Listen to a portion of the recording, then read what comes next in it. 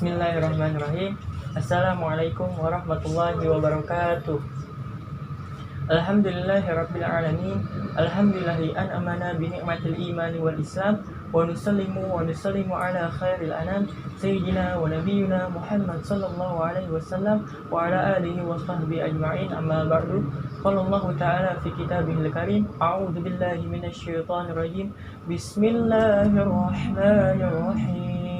Iqra bismi rabbikal ladzi khalaq khalaqal insana min 'alaq Iqra wa rabbukal akram alladzi 'allama bil qalam 'allamal insana ma lam ya'lam.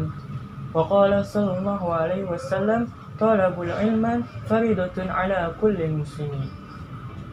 Pertama-tama yang saya hormati dosen pengampu mata pelajaran agama Islam, Bapak Nur Ahmad Soim, dan teman-teman yang saya hormati. Pada kesempatan kali ini, kita akan membahas persoalan tentang nilai-nilai Islam dalam ilmu pengetahuan dan kebudayaan. Saya, Reynaldi Irfan Aditya, sebagai host, akan mempersilahkan kepada teman-teman saya, yaitu Vivi dan Dewi, untuk mempresentasikan materinya. Bismillahirrahmanirrahim. Assalamualaikum warahmatullahi wabarakatuh. Sebelumnya, perkenalkan, nama saya Vivi Aryani Nur Arida. Di sini saya akan menjelaskan bagaimana perspektif Islam dalam ilmu pengetahuan. Nah, untuk yang pertama, saya ingin memberitahu dulu pengertian dari ilmu dan juga pengetahuan. Nah, teman-teman bisa baca nih.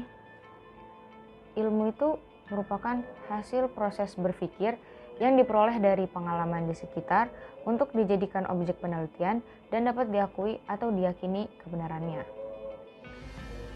Untuk selanjutnya yaitu pengertian pengetahuan. Pengetahuan itu merupakan hasil dari proses melihat, mendengar, merasakan, dan berpikir yang menjadi dasar manusia dalam bersikap dan juga bertindak.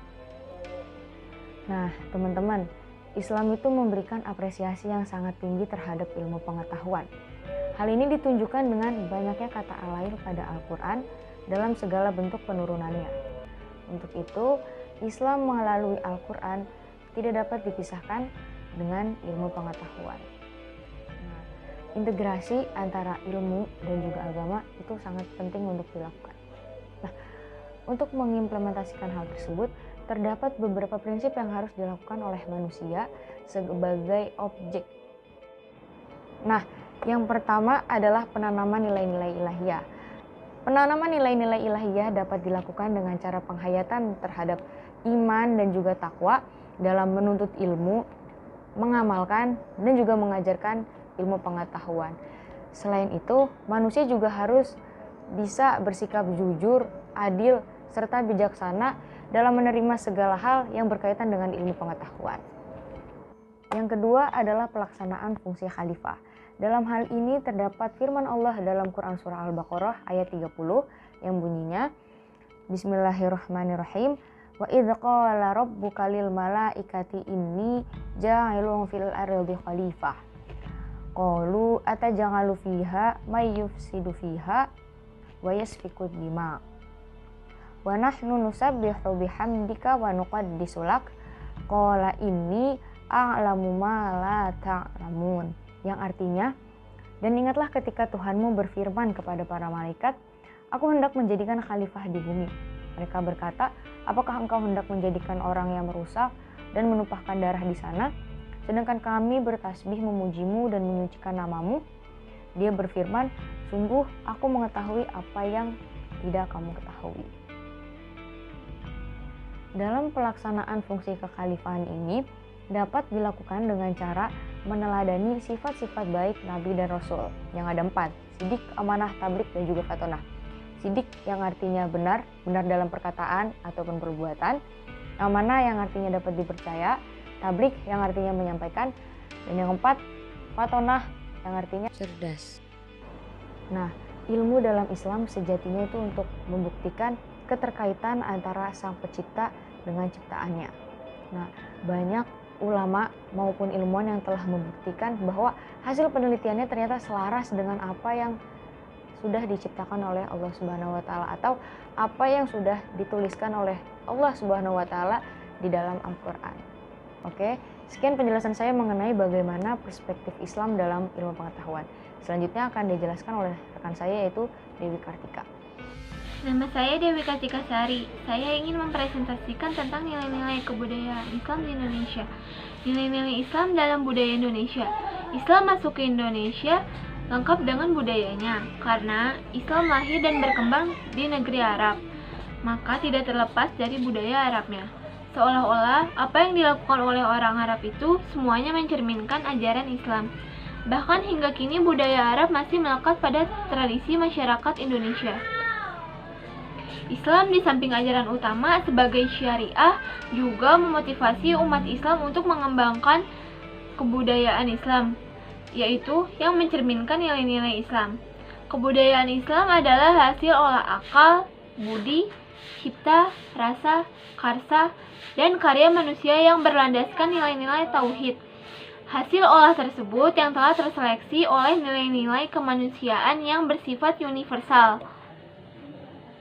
Banyak digunakannya nama-nama Islam dan istilah-istilah Islam atau Arab dalam kehidupan masyarakat. Terciptanya adat istiadat yang bernuansa Islam, seperti pengucapan salam, basmalah, tahlilan, kenduren, peringatan hari-hari besar Islam, dan lain-lainnya.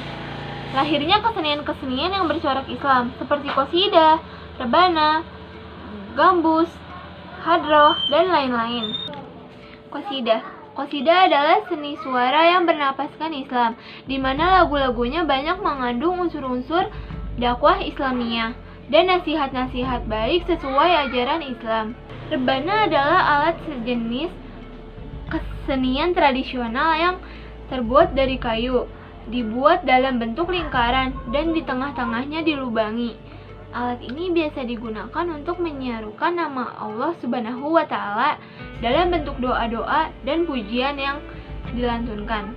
Tidak hanya itu, rebana juga digunakan untuk menyerukan nama Rasulullah Shallallahu alaihi wasallam.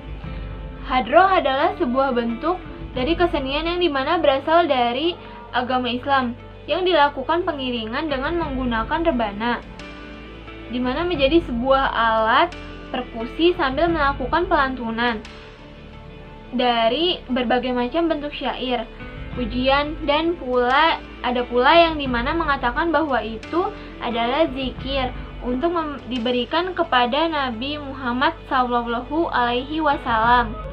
Adapun peninggalan-peninggalan kebudayaan Islam di Indonesia seperti kaligrafi, keraton, bentuk masjid, seni pahat, seni pertunjukan, tradisi atau upacara, karya sastra, juga berkembangnya busana muslim atau muslimah. Kaligrafi adalah salah satu karya kesenian Islam yang paling penting. Kaligrafi Islam yang muncul di dunia Arab merupakan perkembangan seni menulis indah dalam huruf Arab yang disebutkan. Seni kaligrafi yang bernafaskan Islam merupakan rangkaian dari ayat-ayat suci Al-Quran. Keraton atau istana, dan terkadang juga disebut puri, merupakan badari kota atau pusat kota dalam pembangunan. Keraton berfungsi sebagai pusat pemerintahan dan sebagai tempat tinggal raja beserta keluarganya. Bentuk masjid. Sejak awal berdirinya masjid belum bergeser dari fungsi utamanya, yaitu tempat sholat. Perlu diingat bahwa masjid di zaman Nabi berfungsi sebagai pusat peradaban. Masjid dijadikan simbol persatuan umat Islam. Sastra. Pengaruh Islam dalam sastra Melayu tidak langsung dari Arab, tetapi melalui Persia dan India yang dibawa oleh orang-orang Gujarat. Dengan demikian, sastra Islam yang masuk ke Indonesia sudah Kebudayaan Islam di Indonesia saat ini sangat kurang. Dengan maraknya kebudayaan Barat saat ini yang cenderung merusak moralitas umat adalah salah satu penyebab rusaknya kebudayaan Islam. Berbagai faktor penyebab pudarnya kebudayaan Islam menurut Faisal Ismail adalah karena lemahnya semangat umat Islam. Barangkali yang menjadi penyebab pokok adalah umat Islam kurang menaruh respek terhadap masalah-masalah kebudayaan pada umumnya. Antusias umat Islam terhadap persoalan kultural hampir dapat dikatakan nol besar. Mereka seakan-akan tidak tahu menahu acuh tak acuh kultural barat dalam berbagai bentuknya yang merangsang semakin menyusup dan melanda kota-kota dan daerah-daerah yang mayoritas berpenduduk Islam. Kebudayaan Islam sesungguhnya bukan tidak mampu membendung arus kebudayaan barat, tapi kebudayaan lebih pesat mempengaruhi generasi muda. Kebudayaan Islam dari dulu hingga kini sudah mempunyai peran yang cukup besar di Indonesia. Adanya pesantren yang mengajarkan keluhuran moral adalah merupakan sebagian dari contoh kebudayaan Islam yang terus bertahan. Lewat pengajaran ilmu agama di pesantren yang telah mampu berfungsi sebagai benteng. Kebudayaan Islam sesungguhnya bukan tidak mampu membendung arus kebudayaan barat, tapi kebudayaannya lebih pesat mempengaruhi generasi muda. Kebudayaan Islam dari dulu hingga kini sudah mempunyai peran yang cukup besar di Indonesia. Adanya pesantren yang mengajarkan keluhuran moral adalah merupakan sebagian dari contoh kebudayaan Islam yang terus bertahan. Lewat pengajaran ilmu agama di pesantren telah mampu berfungsi sebagai benteng moralitas. Kebudayaan yang ditampilkan pesantren ini sesungguhnya tidak dapat dianggap remeh, apalagi dikatakan dengan nol besar. Itu yang bisa saya jelaskan dari presentasi saya kali ini. Kurang lebihnya mohon maaf. Sekian, terima kasih. Wassalamualaikum warahmatullahi wabarakatuh. Nah, ada sedikit tambahan nih teman-teman. Ngomong-ngomong soal nilai-nilai budaya dalam Islam, ada beberapa contoh integrasi antara Islam dengan kebudayaan di Indonesia. Di sini kami mengambil 2 contoh. Contoh yang pertama yaitu adalah upacara sekaten. Upacara sekaten merupakan perayaan Maulid Nabi yang dilakukan oleh Keraton Surakarta dan juga Keraton Yogyakarta. Biasanya upacara sekaten dilakukan pada tanggal 5 sampai dengan tanggal 12 Rabiul Awal tahun penanggalan Hijriah. Nah, kita lihat dulu nih cuplikan tentang prosesi kegiatan upacara sekaten.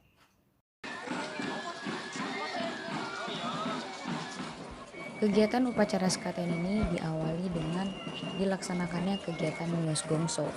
Kegiatan Miyos Gongso ini ditandai dengan keluarnya 2 perangkat gamelan pusaka bernama Kanjeng Kiai Guntur Madu dan Kanjeng Kiai Magawilaga. Gamelan tersebut merupakan peninggalan kerajaan Demak yang digunakan oleh para wali songo dalam rangka penyebaran agama Islam di Jawa.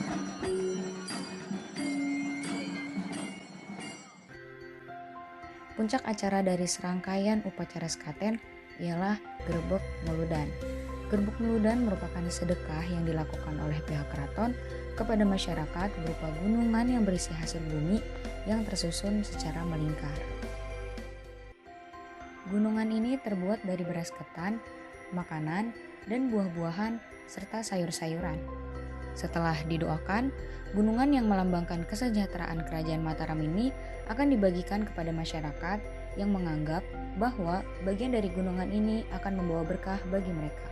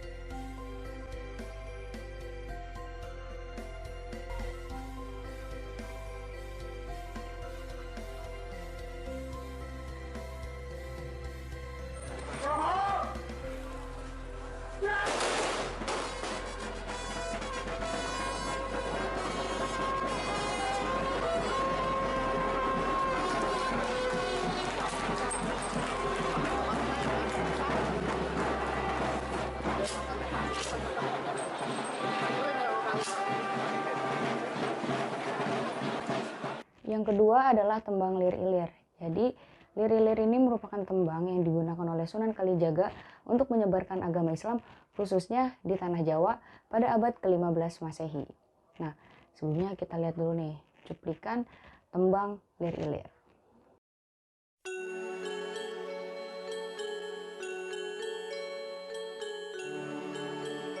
Dalam lirik lir-ilir menceritakan tentang ajakan untuk selalu memperbaiki diri. Nasihat dalam lagu Lir Ilir ini adalah bahwa sebagai umat manusia diharapkan bisa bangun dari kesedihan, menguatkan keyakinan, dan berjuang untuk mendapatkan kebahagiaan. Kemudian, di akhir lagu ada pesan untuk selalu melakukan hal di atas sebaik-baiknya selagi masih diberikan kesempatan.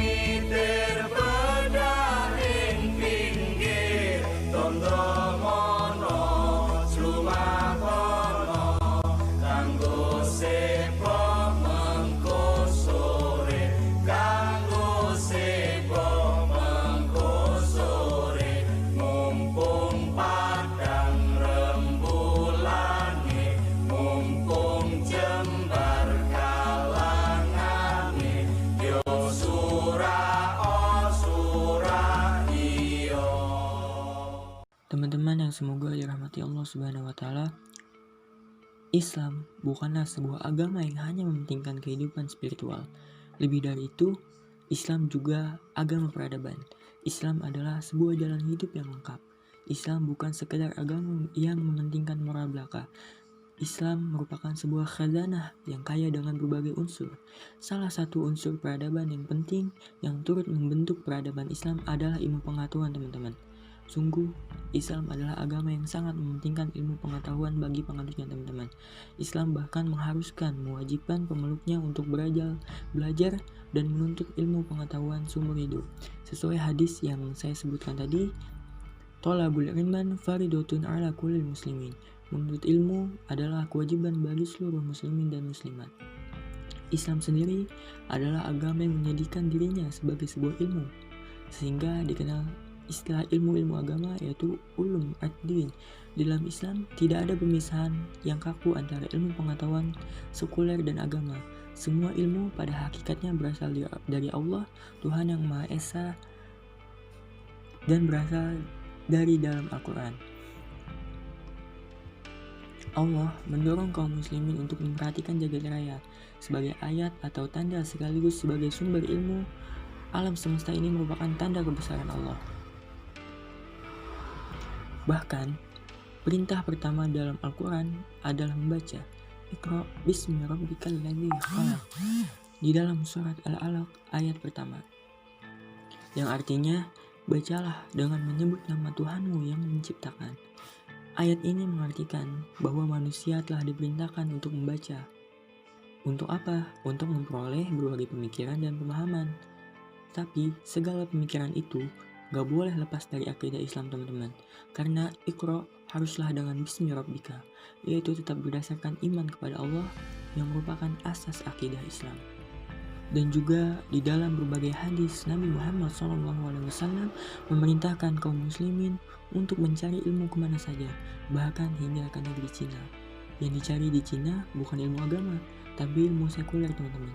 Menariknya, dalam berbagai kitab hadis yang disusun oleh ulama-ulama, terdapat berbagai keutamaan orang berilmu. Keutamaan orang berilmu, kata sebuah hadis, bagaikan bulan purnama di langit malam yang kelam. Selain itu, ibadah orang yang berilmu lebih utama dari orang bodoh. Bahkan orang yang berilmu bagaikan nabi bagi umatnya. Bahkan, peradaban Islam pada masa kejayaannya adalah peradaban ilmu pengetahuan, teman-teman.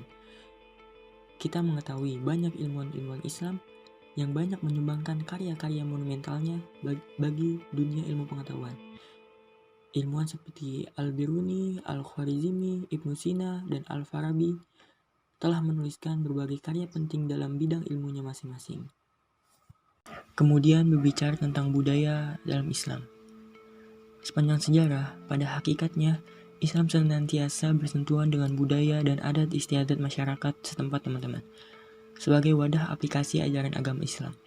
Pada mulanya, Islam bersentuhan dengan budaya dan adat istiadat masyarakat Arab. Setelah agama Islam berkembang, keluar dari Jazirah Arab, maka Islam pun bersentuhan dengan budaya dan adat istiadat non-Arab, seperti misalnya Persia, Turki, India, bahkan termasuk Melayu atau Nusantara pada zaman dulu. Bahkan pada zaman modern sekarang juga teman-teman, Islam sangat intens bersentuhan dengan budaya Barat sebagai budaya yang sangat berpengaruh pada zaman modern. Pada zaman modern, bahkan seperti yang kita ketahui bersama, di Indonesia penyebaran dakwah Islam banyak menggabungkan antara adat dan budaya masyarakat setempat dengan Islam. Contohnya Wali Songo. Di perkembangannya, Wali Songo memanfaatkan kesenian, adat istiadat ataupun tradisi dari masyarakat yang digunakan sebagai media dakwah. Itu sebabnya mereka juga dikenal sebagai pencipta karya-karya seni. Semisalnya Tembang Macapat, Sunan Kalijaga menciptakan Dangdang Gula, yaitu yang berarti ajakan kepada optimisme. Sunan Giri membuat Sinom, yang berarti cahaya kehidupan, sementara Sunan Gunung Jati menyusun Pucung atau Rasa, dan Sunan Bonang menciptakan Durma atau perlambangan nafsu manusia. Penyebaran Islam juga dilakukan dengan memadukan unsur-unsur Hindu, Buddha, atau nilai-nilai lokal yang akrab di masyarakat. Yang menonjol adalah pengembangan pada lakon-lakon cerita wayang seperti Sunan Kalijaga menciptakan Jimat Kalimusada, yang tak lain yaitu adalah 2 kalimat syahadat teman-teman. Di masa berikutnya, sejumlah seniman juga menjadikan kesenian ludruk sebagai wahana dakwah. Dalam penyampaiannya, kesenian ludruk kemudian diberi muatan-muatan pesan-pesan moral, misalnya mengajak masyarakat agar tidak melakukan molimo, yaitu madon, madat, main, maling, dan minum. Jadi, peran budaya tidak bisa dipisahkan dalam penyebaran Islam dan dalam dakwah Islam di Indonesia. Sekian presentasi dari kami. Semoga apa yang kami sampaikan dapat bermanfaat bagi teman-teman sekalian, khususnya bagi diri kami sendiri. Terima kasih. Subhanakallahumma wa tahiyyatuhum fiha salam wa akhiru da'wahum alhamdulillahi rabbil alamin. Assalamualaikum warahmatullahi wabarakatuh.